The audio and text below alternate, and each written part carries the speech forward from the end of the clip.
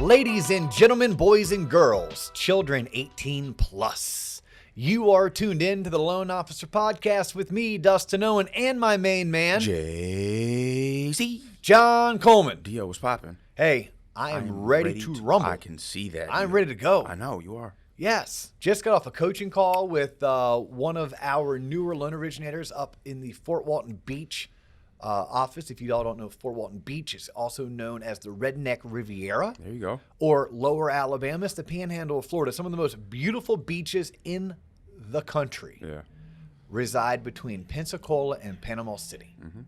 And I was on a call with one of our newer associates. Nice. She's newer in her career. She's newer here at Waterstone Mortgage. And we are talking about loan estimates. Really? Yes. Okay. It's something that I get into early on when I'm coaching someone newer in the business because I try to tell them where they need to be. Okay.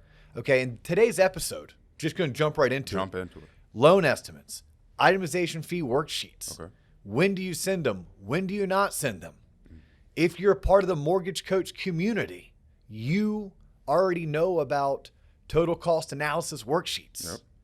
If you're hearing about total cost analysis worksheets for the first time, look into what Dave Savage and his crew over at Mortgage Coach are doing because they are separating themselves from the competition. They're not using loan estimates or itemization fee worksheets. They're talking all about TCAs. What are those? Exactly. What are those? That's not for this particular episode. Okay. Maybe one day I'll have an opportunity to meet up with Dave, have Dave on the show. There you go. Throw it out there. It may happen. And Dave can talk more about his product and what a TCA is. Perfect. In the interim, it's just my job to expose people to different thoughts and ideas that maybe on their own they wouldn't have found. Nice. You know something else that you might not find on your own? What is that? Everywhere where you can find the Loan Officer Podcast. There you go. Right? People may not know this, but we have an entire YouTube channel dedicated to these episodes. So if you're listening on Spotify or you're listening on Apple Podcast or Google Play or really anywhere where you can find your favorite podcast, i.e. this one, you can also watch us on YouTube, and we're going to ask you to subscribe. Yep. And when you're looking at the episodes, you can comment. And I promise you that this dude right here, John Coleman, he monitors those comments. He does his best to reply. If he doesn't know the answer or he thinks the answer needs a more surgical approach, I'm going to ask you. He walks right into my office or he shoots me an email and says, hey, Dio, can you answer this for one of our listeners? Yes. Viewers. Yes. And I say yes. There you go. Yep. So if you are watching us, you are one of the 4,000 to 5,000 people who tend to find us on YouTube, but you want to find us elsewhere. We are on every place that you can find podcasts. Mention Spotify, mention Apple Podcasts, mention Google Play. And then we're on the social media too. Yep. We have a LinkedIn account at the Loan Officer Podcast. We have Facebook, we have TikTok, we have Instagram at the Loan Officer Podcast. If you ever want to reach out to me directly, I am Dustin Owen on LinkedIn, and he is John Coleman or just John on Google. There you go. Whew.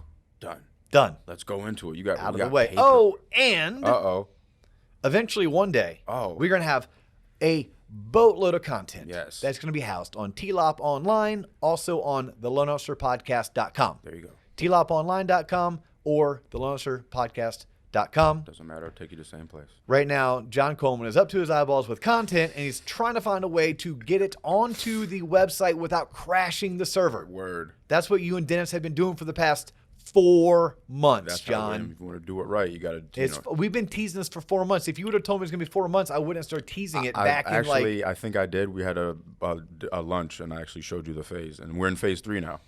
And how many phases is this? 10? No, phase 3 is like we're approaching the finish line. Okay.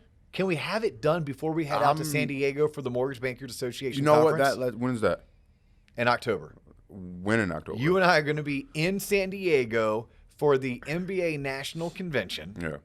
I believe we fly out on October 13th if that's a Sunday. October, September. Okay, yeah. I feel good about that. So I'm not going to have it done by Labor Day. I don't know when Labor Day is. It's like in 2 weeks. Nah, chill, bro. I'll be in the Bahamas. Okay. So before... I don't like to commit time. Before the end of the year, absolutely. John. Of course. I'm tired of getting messages from people saying, Dio, when's the website going to be up? Got to entice them. Just like the... No, I'm done. I'm not that guy. Just like the Yeezy album. It was supposed to drop, but then he didn't, and now it's just building more and more anticipation. Do you know marketing? course you do. No, I didn't work 13 years at EA Sports. I don't have an. It's about the bait and switch, man. Hype it up. No, hype it up. I don't. Look. You use words Sneakers. that the bait and switch. Honestly, you'll get my skin crawling talking about that, especially for people who work in the financial industry like we do. Oh, right. Yeah. No, that's a terrible. Yeah, no, I no. meant it in the Yeah, not No, that. this is not used car sales. No, it's Okay. not. All right. Let's hop off that topic so Okay, we can let's hop off on this. Yes. Because I was talking to you about how I was on the phone call with Lauren, and she's launching her mortgage career. And something I challenge every new loan originator is you should be able to go to the bar, Yep. have a couple drinks, whether they're a couple beers, a couple glasses of wine, a couple Negronis, Yep. or a couple of old fashions. Or right now I'm kind of into Hendrix martinis. And you should be able to have a conversation with a prospective homeowner and run payments in your head and be able to do an itemization fee worksheet or a loan estimate, or back in the day they were called GFEs, good faith estimates, on a bar napkin. There you go. If you can't do that, then that is your challenge.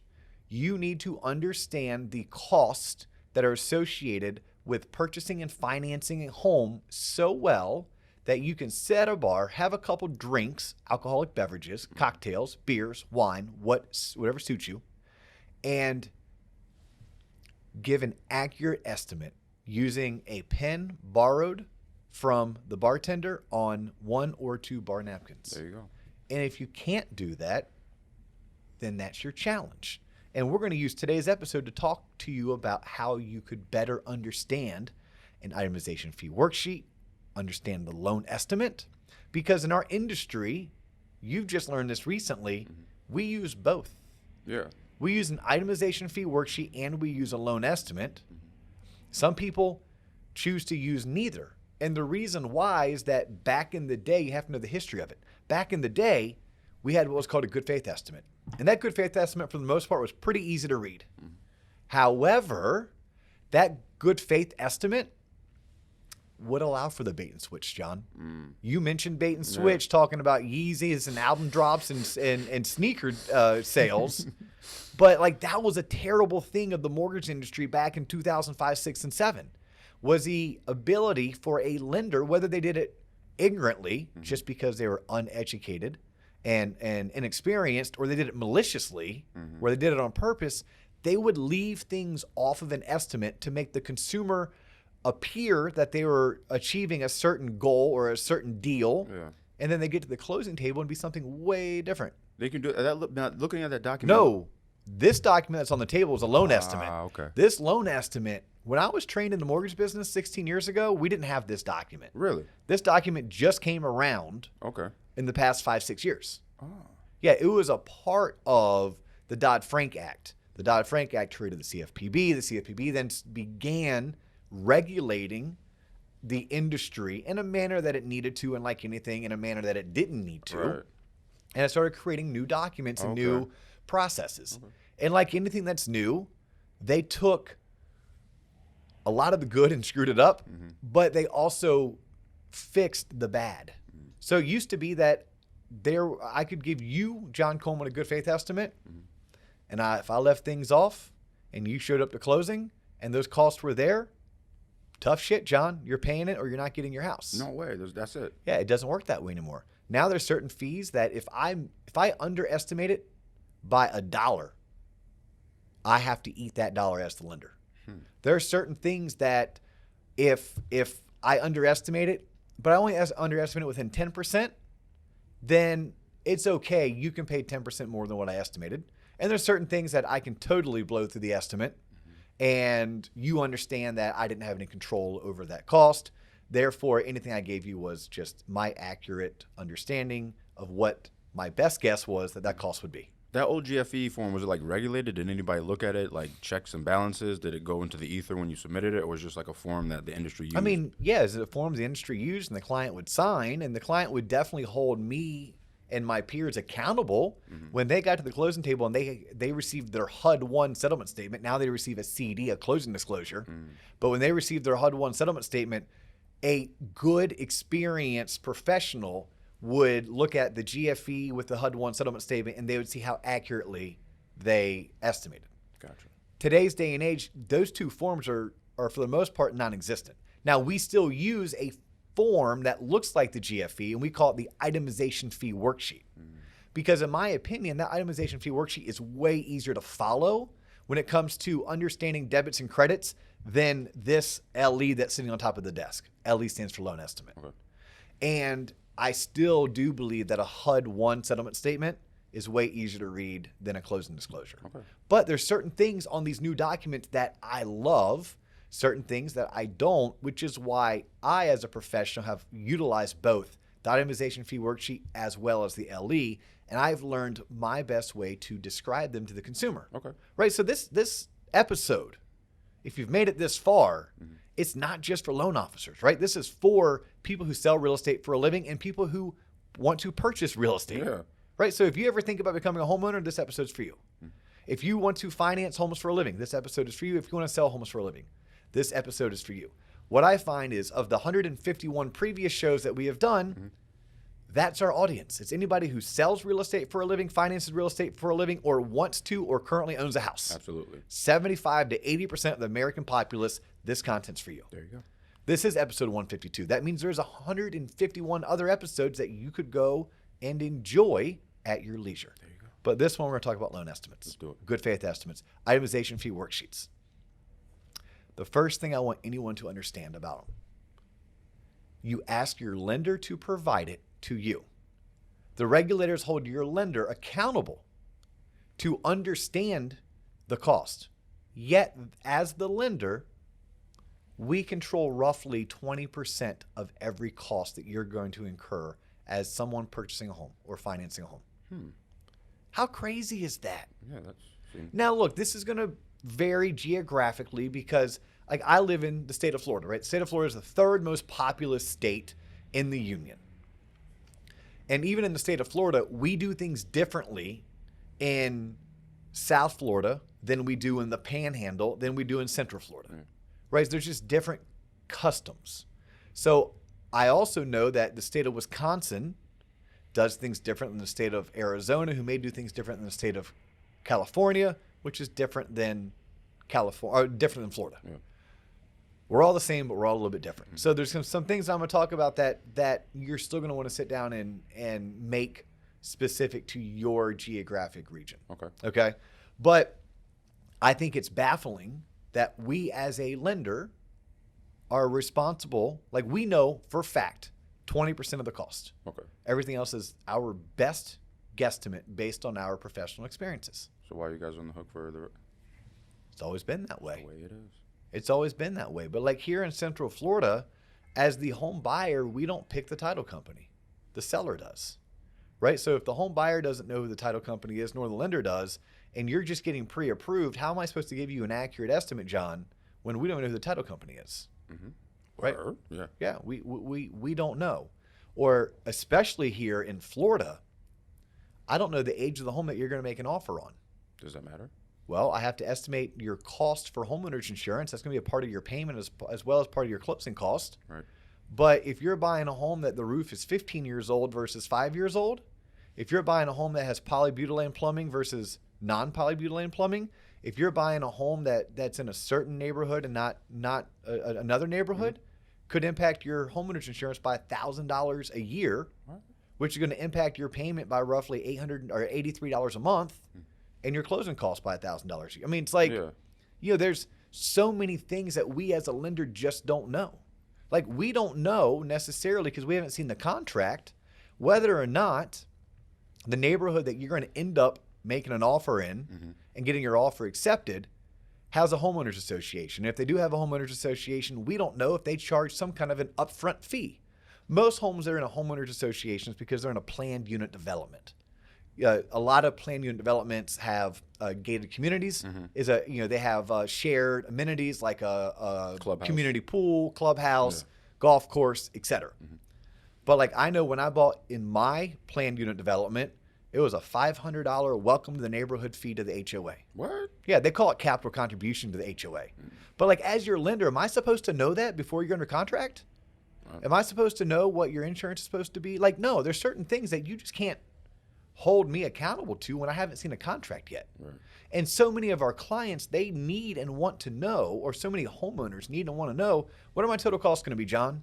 Hey, how much is my estimated monthly payment and how much is my total cash out of pocket?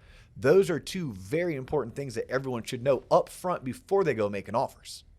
But if you're a customer and you're asking for a loan estimate that early in the process, why? Why? That's going to do you no good. When your lender only controls 20% of those charges, right. Your lender only knows for a fact 20% of those charges, sometimes less, sometimes more, 20% give or take. And there's so many unknowns. Now, maybe your lender can shoot you a quick email, and that email can give you a rough estimate. Hey, you're buying a home for $300,000. We anticipate your closing costs being roughly $5,000. We anticipate your prepaids being roughly $3,000. So with your down payment of $15,000 plus another $8,000 in closing costs and prepaids, you should anticipate $23,000 out of pocket. Sure, right? If you need them to get more granular than that, I'm sure they could possibly send you over an itemization fee worksheet. I'm just going to ask you why. Like, why are you looking for something that granular when they don't know so much? Is that like when consumers just are worried about the best rate rather than, is it just like a thing? It's ignorance. It is pure ignorance. Like, at the end of the day, if you're a consumer, here's what you should care about first and foremost. Am I getting the best service? Right? Am I working with a lender who is going to tailor-make financing to match my financial needs, wants, and goals? Are they going to do what they say they're going to do? Are they going to deliver that on time? Are they trustworthy? Are they professional? Right? When I pick up the phone, are they going to answer? Or if I leave a voicemail, are they going to call me back? Right? If they say I'm pre-approved, is that an ironclad pre-approval or is that a throw crap against the wall to see what sticks pre-approval? Right. Because there's some, that's how they do the pre-approvals, throw crap against the wall. There's others that are like, look, if I say it's good, it's good. It might as well be cash. That's how good I am at my job. Right. And by the way, not only am I going to get you qualified for a loan, but I'm going to ask you the right questions and get you qualified for the best loan for you that matches your financial needs, wants, and goals. Solid. Right? Because maybe I'm going to take into account things like saving for retirement, things like paying off consumer debt, things like saving for your child's education, right, into figuring out what is the best loan for you. Right. And we're also going to take into consideration how long you're going to have this mortgage before you either pay it off or sell the home. Okay. Right? Like, those are things that we as lenders are looking to do. So if you're a consumer, you should be most concerned about that. Then if you have multiple people who are that good, hey, kudos to you, right? You're kicking ass.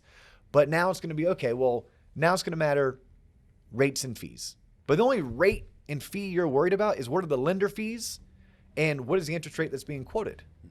At the end of the day, whatever the title company charges, the title company charges. Whatever your state charges or your county charges in terms of taxes, they're going to charge. Whatever you get for insurance, you're going to get. If your realtor has a transaction fee, you're going to pay that fee regardless of who does your mortgage. Right? Those are all third-party charges. That's that 80% that I was alluding to when I said lenders are responsible for giving you an estimate of your cost. However, we only know for a fact 20%.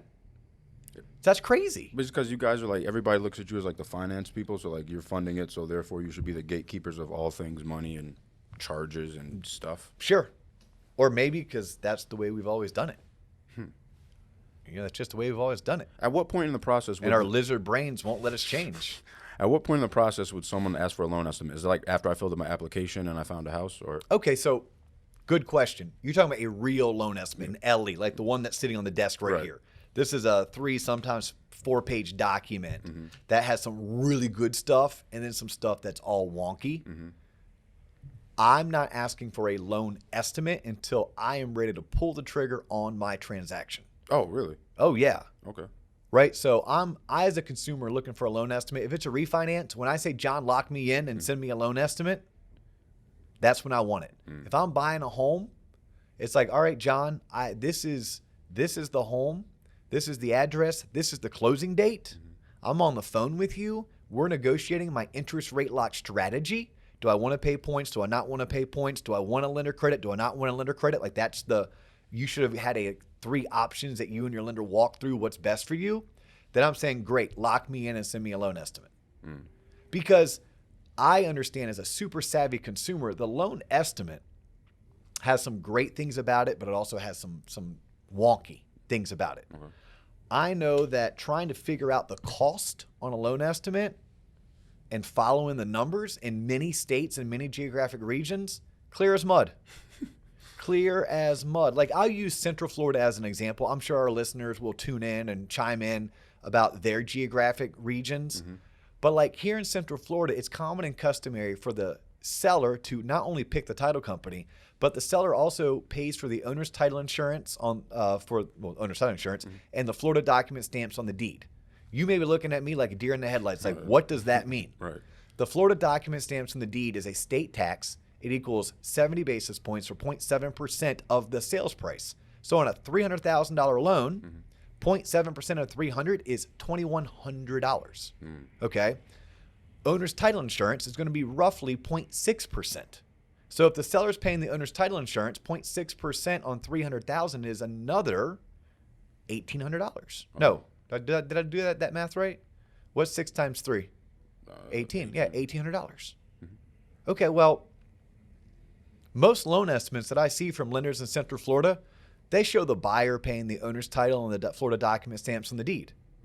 Okay, well, those are two very expensive items, right? One's $1,800 and one's $2,100, almost $4,000. Yeah, that adds up. So if I'm on page 1 of the loan estimate and I slide down to where it says estimated closing cost, and it tells me $12,500? Yo, I'm like, yo, Yes, WTF. what's that?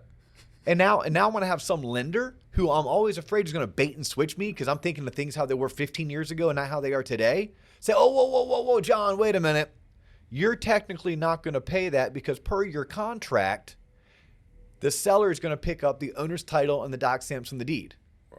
And you're like, well, mind blown. Well, show me where that says it on the LE. Yeah, what page is that on? Let me go to page 2, and you're like, oh, well, if you're on page 2, it's kind of hard to find it, but like if you go to box E under transfer taxes, there's some items in there. They're kind of all jumbled up as one number. Just know that part of that's going to be paid for by the seller. And I'm going to add a line to this that's called standard cost paid by seller. Whoa. Oh, come on. Whoa, what? Yes. Hey. What? WTF, man? You got me confused. Yeah. Now, at the end of the day, you did make me happy that when I looked at the estimated cash to close on this, that is what you and I have been talking about for the past 2 or 3 months. Okay. Right? But you just have to walk someone through it, and it's clear as mud because the loan estimate, at least here in Central Florida, the ones that I see and look at, they jumble up the Florida document stamps and the deed, which, by the way, per the contractor, paid for by the seller. They jumble up the Florida intangible tax and the Florida document stamps and the mortgage as one cost on page 2 of the LE. But the contract has said that of that $3,000 plus, $2,100 is going to be paid for by the seller, but there's no way for me to show that as an itemization without having to start adding in a credit. It's just... it's wonky. So who is that for then? Is it for the regulators? Is it for the... Well, the problem is people keep on trying to make mortgages one size fits all, and they're not. They're not one size fits all. Like literally, the way that things are done in Tallahassee are different than how they're done in Panama City, which is different than Pensacola, but they're all the 850 area code. Right? The way things are done in Jacksonville, Orlando, and Tampa are similar, but try to take that down to Naples or into Miami, doesn't work that way. Then if we get into Atlanta or New York City or California, they're different there too. But we all get the same form. What? We all have the same exact form. So let me talk about this. And I kind of want to talk about, I guess, it all. I'm going to try not to jump around, but I think I am. Right. Here's what I love about the loan estimate. I've already told you that you get on page 2, it's wonky as all get out, like clear as mud. Yeah. Now, what I do love about page 2 for any consumer who's listening, when you're trying to compare lenders, there's only one thing that matters. Box A. Period. End of story. Box A. Okay. Box A is the lender's cost. They're called origination charges on the closing cost details of the loan estimate, which is page 2. Okay. Box A. That's the only thing your lender has control over. That and your interest rate, and obviously their service levels, their professionalism, their reputation. That's it. Right? Box A. Just Box A. Now, box B is going to be things like appraisal fees and credit reports and flood certs and VOEs, but I promise you those are charges that any lender is going to have to incur to properly facilitate and close a mortgage transaction for you. Okay. And lenders don't make money on your appraisal or your credit report. It's not like The appraiser charges us $400, so then we charge you $600. Right, yeah. Or the credit report $73, but we charged you $100. No, those are charges. They're pass along. They're pass along charges that because you're getting a mortgage, you are going to incur those. So someone could call those lender fees. I wouldn't argue against it or for it. Right. So box A, though, that is what me as a lender, I know to be 100% true and accurate. I can't be 1 penny off. Okay. And if I am, you don't pay it, I eat it. Okay, but then when I start looking at the rest of this loan estimate, and it's talking about the title company, the survey company, a place for me to estimate 1 year of homeowners insurance, a place for me to estimate your escrow reserve account. Escrow reserve account is when you put X amount of months, usually 3 months worth of taxes and insurance set aside to go towards paying future real estate taxes and future homeowners insurance renewal payments. It's where you'll pay any prepaid interest. It's where you could see a miscellaneous HOA charge, like I talked about when I bought in my community, or maybe you're buying in a condominium association, it's $1,000, or you're in a golf community and it's $1,200. Like, there's various costs. Maybe your realtor. I don't care if it's Keller Williams, EXP, Remax, Weichert, Caldwell Banker. Most realtors charge some form of a transaction fee that's going to show up. But all of those fees, the survey, the title company, the state, the county, your homeowner's insurance, whether or not your realtor charges a transaction fee, whether or not you're buying in a community that has upfront charges, you will pay those, and they will be the exact same come closing date, regardless of your lender. It doesn't matter who did your loan. It could have been Cross Country. It could have been Fairway. It could have been FBC. It could have been Waterstone. It could have been Chase. It could have been Wells Fargo. It could have been Rocket. And you are going to pay the same to the title company, to the state, to the county, to your homeowner's insurance. It's your homeowner's insurance agent. You picked them. All right. To your realtor, to your community. So the only thing that really matters is box A. And then where I have an issue with the loan estimate, the true real form, is that certain numbers get muddled. Yeah. They get muddled, and I don't have a way of breaking them out and showing you that this is your cost, Sean, or this is not your cost. So then I have to come up with workarounds. And those workarounds for some consumers can become confusing and make the consumer feel distrustful towards their lender. They're like red flags when you start. Yes. Yeah. So that's what I don't like. Here's what I do like, and let's just say love, because the old GFE from back in the day didn't do this. Like when you flip to page 3 of any loan estimate and you go down towards the bottom, and it talks about whether or not the loan's assumable, whether or not you need homeowners insurance, what happens when there's a late payment, do you intend to service the loan? Like those are all things that before did not show up on a good faith estimate, and they do now. Okay. And I'd always say those are backseat items. They're not that important, but it's nice to know. Like it's good to know. What I love is the top part of page 1. Okay. I've already talked about how I really don't like the bottom of page 1. I don't like that when I look at estimated closing costs, it gives a number that is not accurate, at least here in Central Florida, because it is forcing me to show all of the charges, even though the contract is going to stipulate the seller picks up some of those charges.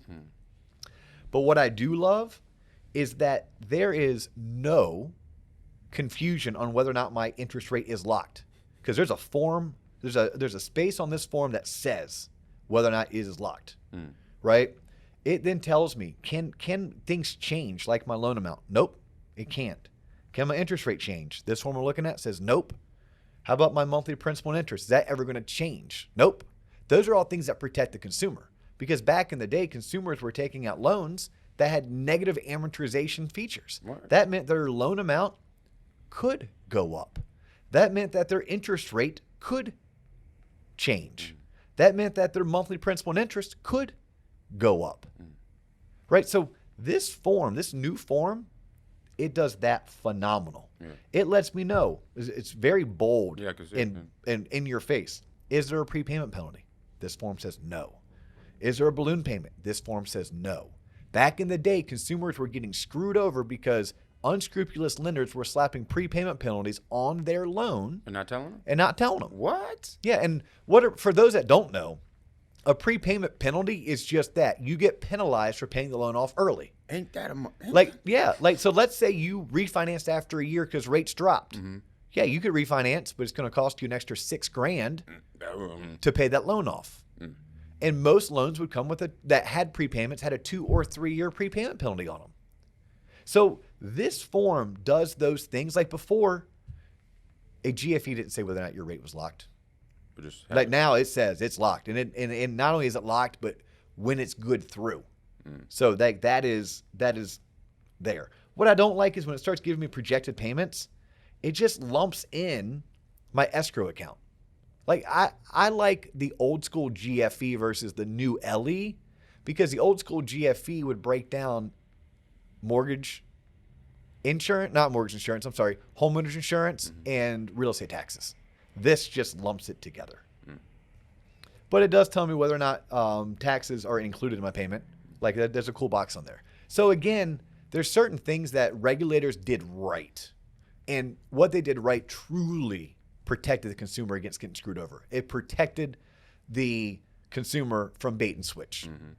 Where they got wrong is they oversimplified the form and they made it clear as mud when you get to page 2.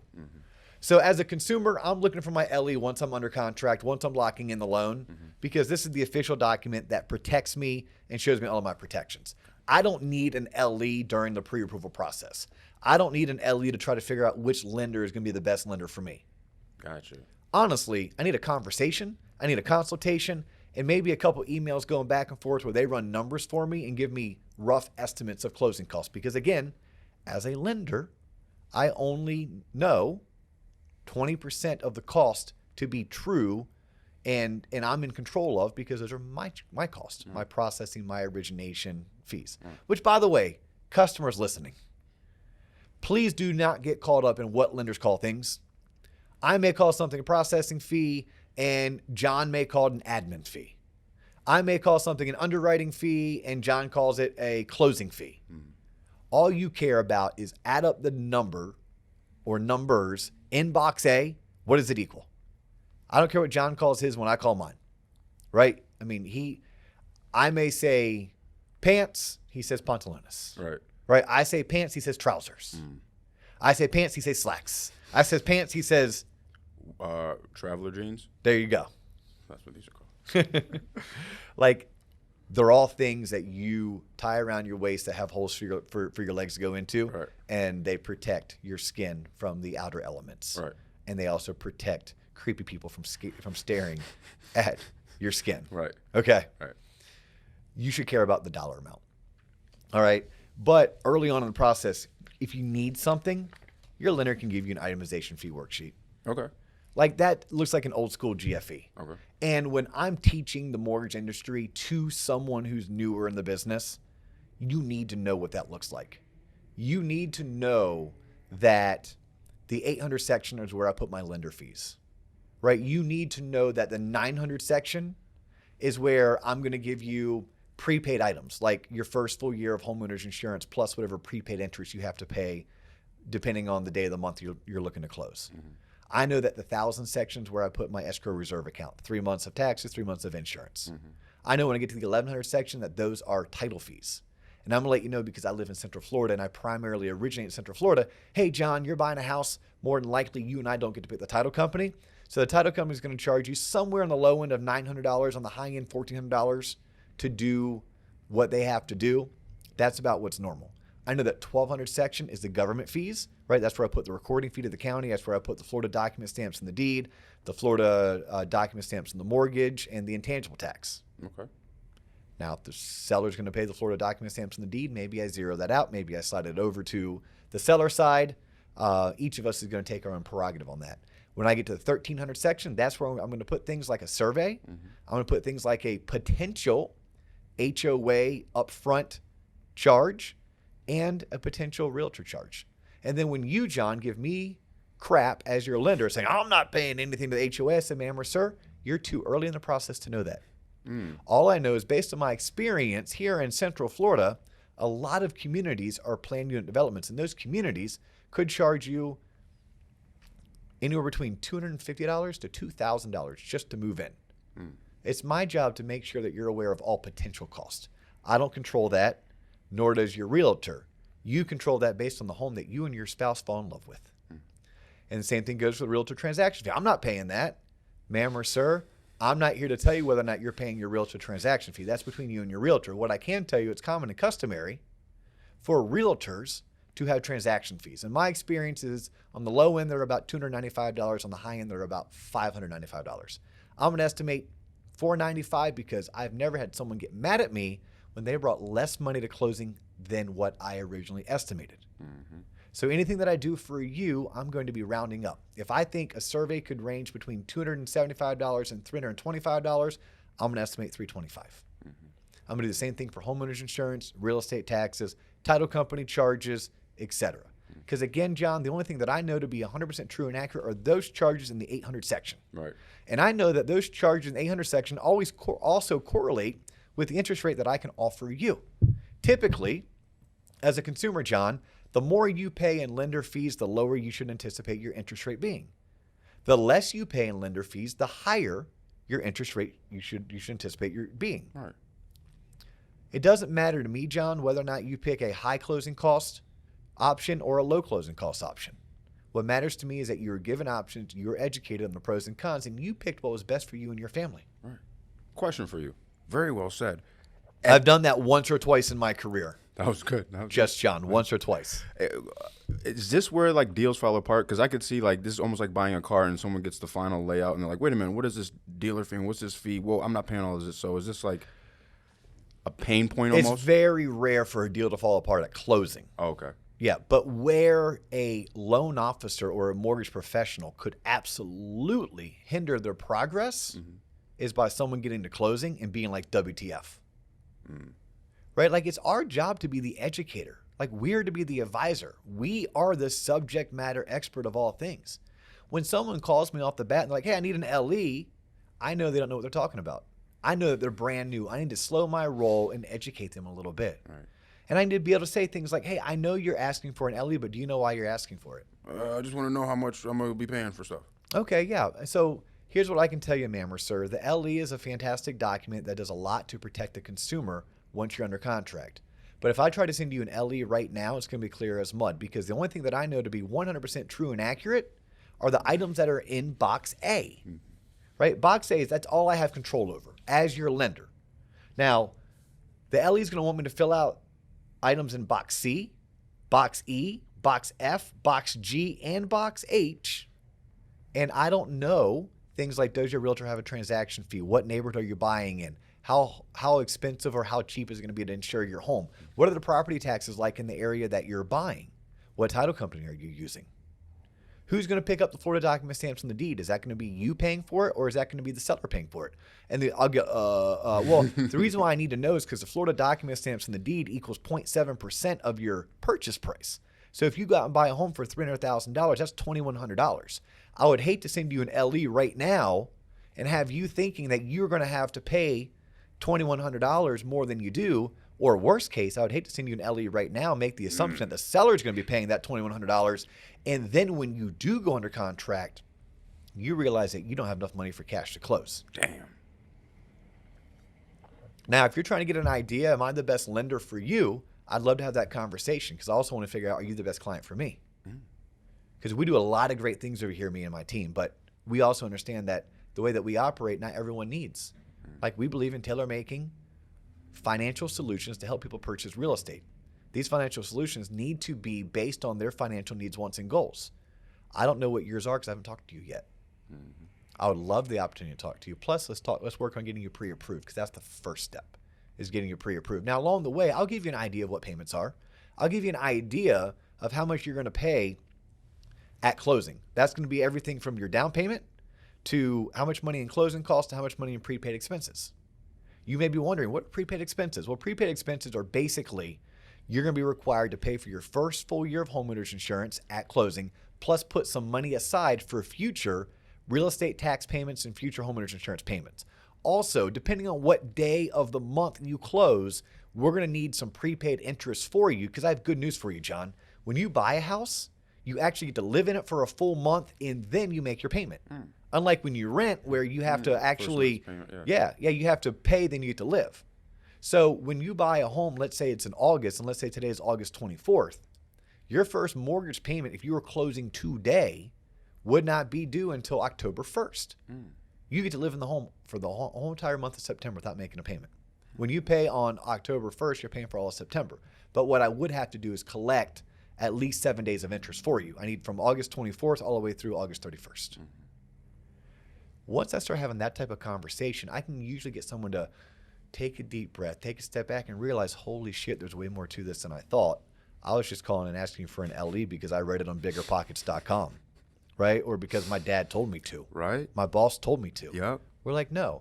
Also, here's something that I can do for you. What if I'm a really uber advisor? I'm going to send you a total cost analysis worksheet. Well, what is that? So total cost analysis is something I get because I subscribe to a service called Mortgage Coach.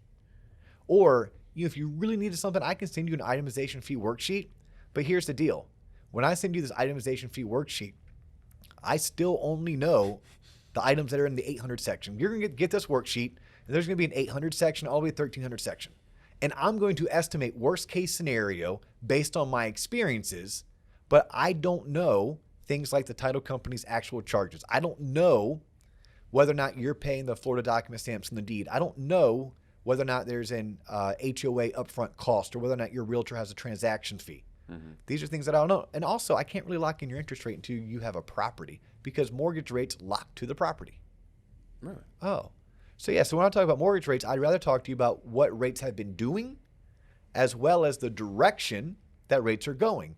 Now, I know this because I subscribe to services like MBS Highway, and any opportunity I get, listen to guys like Barry Habib and Dan Rowich so that I can follow the trends in our economy to figure out what direction rates are going. But yeah, rates could be 3 today, but they could be 3.25 tomorrow. By the time you go to buy and lock in, they could be 2.75 or 3.75. I don't know that. The good news is though, John, whether your rate's 3 or 3.25, that should not make or break whether or not you buy a house. Because you're talking about $25 to $45 a month, and I'm going to promise you this, your real estate taxes and your homeowner's insurance every single year, they are going to fluctuate by $25 to $50 a month because homeowner's insurance goes up and taxes go up. Yep. They very rarely go down. So these are all conversations that as a loan officer, I'm having. If you're a consumer and you're listening to this and you're not getting that type of service, double check who you're getting your loan with. Right? Reach out to John Coleman and say, JC, who do you know that can give me DO type experience? I got a guy and a gal. Because, yeah, JC does have a guy and a gal. That is his job, right? If you're a loan officer, a mortgage professional tuned in, if you're a realtor tuned in, you need to know that there's more to it than just grabbing an LE. You need to be utilizing itemization fee worksheets, total cost analysis. And then when you have the LE, be able to explain the good, the bad, and the ugly. I use both, an itemization fee worksheet as well as an LE. I send my clients both once they're under contract. Prior to them going under contract, we are communicating via email, and I'm using very basic Excel graphs that I copy and paste and put into my Outlook. And where I'm talking about, I'm running payments for them, I'm running estimated payments, but I tell them up front, until I see a contract, I really don't know any more accurately than what I know by typing this onto an email via Outlook. I just don't. I need a contract. I need a closing date. I need a property address. I need to know who your realtor is. I need to know whether or not you're paying a transaction fee. I need to know what neighborhood it is. What title company is it? Now, if I'm in a market where I get to pick the title company, then I'm going to be more accurate because I probably use that title company consistently and I know their charges.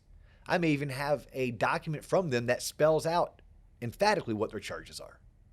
But for me, that's not how things work going up and down the I-4 corridor in Central Florida. And it's something people should know.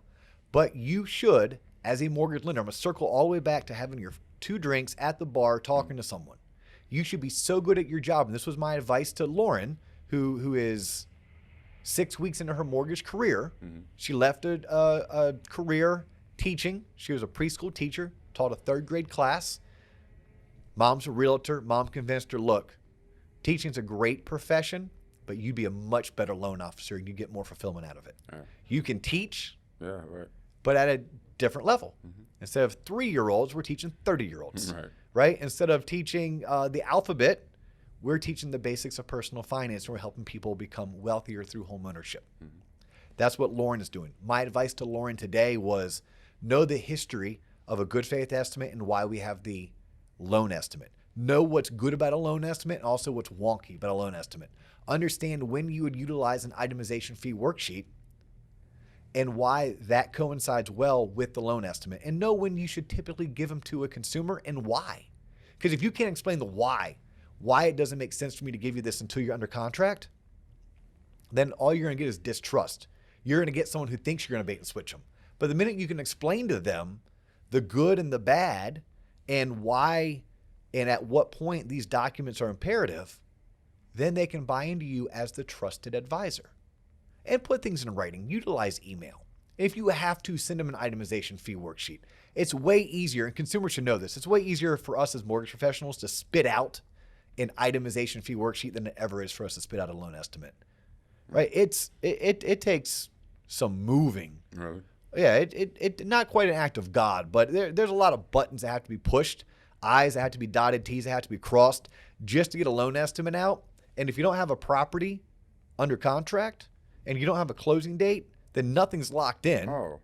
So it's not just some like empty word template or like something you just go in and punch numbers in and just like, here you go. It's a little bit deeper than that. A loan estimate's a little bit deeper. Now, look, as a consumer, and for my CFPB friends tuning in, I promise you, if you push, I'm going to have to give you one.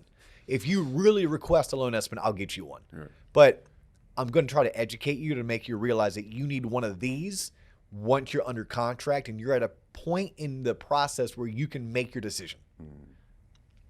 Assuming you're still making your decision on loan fees and interest rates. And if you are, again, it's only the interest rate that's quoted on the top of page 1 and the items that are in box A. That's all that matters. If you have an itemization fee worksheet, it's only the interest rate being quoted as well as the charges in the 800 section. That's all we as lenders know. Everything else is our third-party estimate, or our estimate of third-party fees. Third party, not us, right? Not us. We're going to be close, but we don't know them to be 100% true and accurate. So back on Lauren and anyone else tuned in this far, sit at a bar, have a conversation, and you need to be able to say, whether you're thinking of it as box A through H, or whether you're thinking of it as 800 section through 1300 section. My brain still works 800 section through 1300 section. I right now could sit with John Coleman and say, all right, John, you're going to buy a house for $300,000.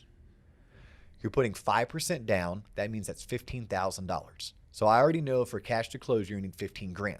Now, John, you buying and financing a home is not just down payment. You're also going to have things called closing costs and prepaids. We tie those things together and we just call them closing costs. Because you as a consumer, all you care about, John, is how much money out of your darn pocket, right?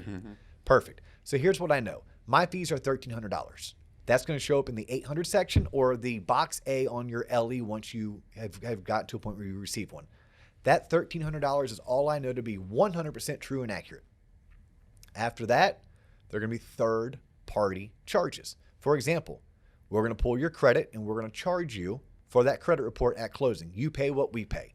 We're going to have to do a flood cert to make sure your home is or is not in a flood zone. We're going to order an appraisal.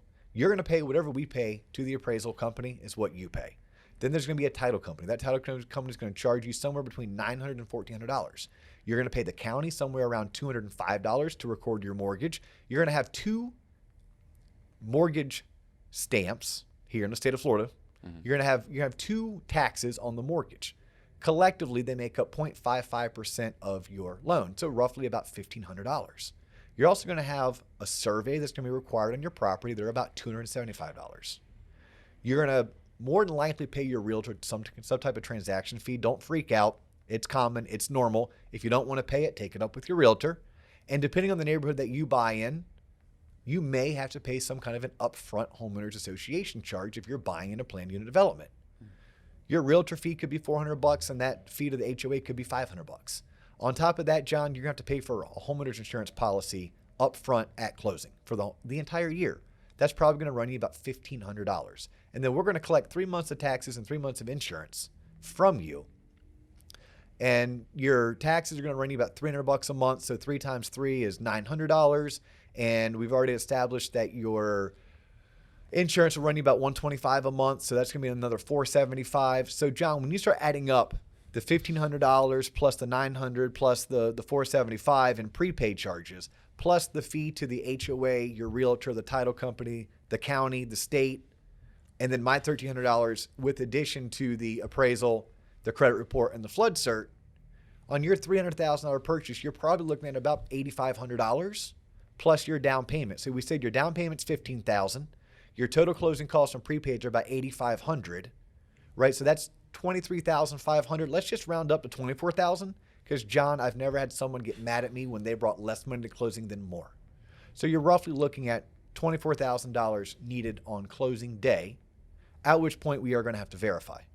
Now, your payment on a $300,000 home with 5% down, when I factor in your principal and interest, your taxes, and your homeowner's insurance, that is going to run you somewhere in the ballpark of $1,800. I can do that at a bar, John. And my encouragement to Lauren today and anyone tuned in this far is, can you? Can you have that conversation at a bar 2 drinks in? Can you write that on a napkin? Can you write down 800 section equals $1,300? Other, which is appraisal, credit report, flood cert, equals $750. Title company equals $1,300. County equals $205. State of Florida equals $1,600.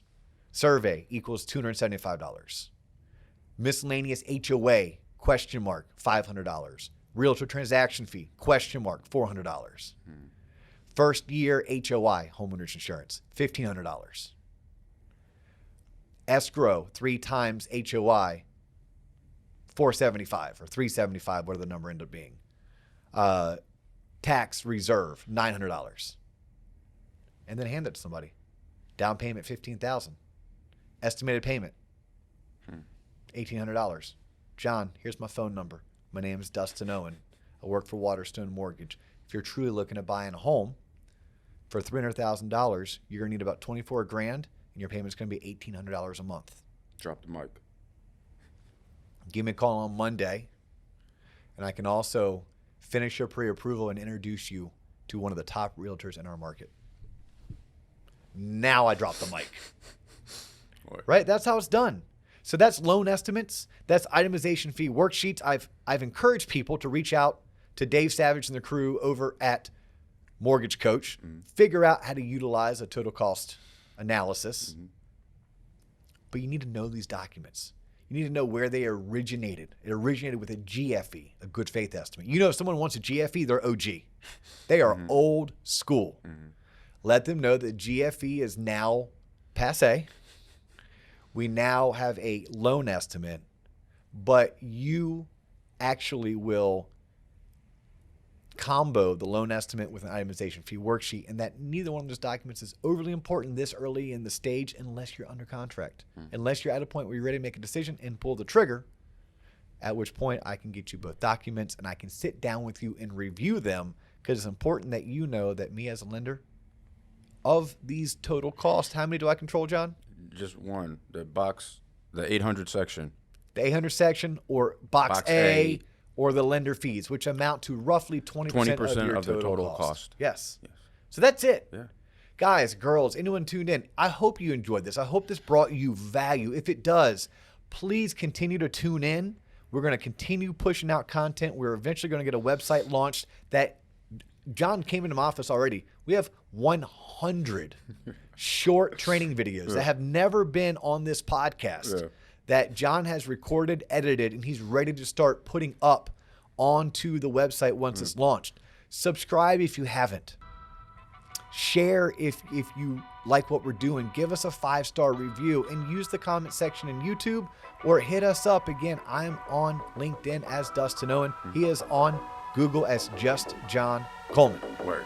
He's John Coleman. I'm Dustin Owen, and we will catch you on the next episode.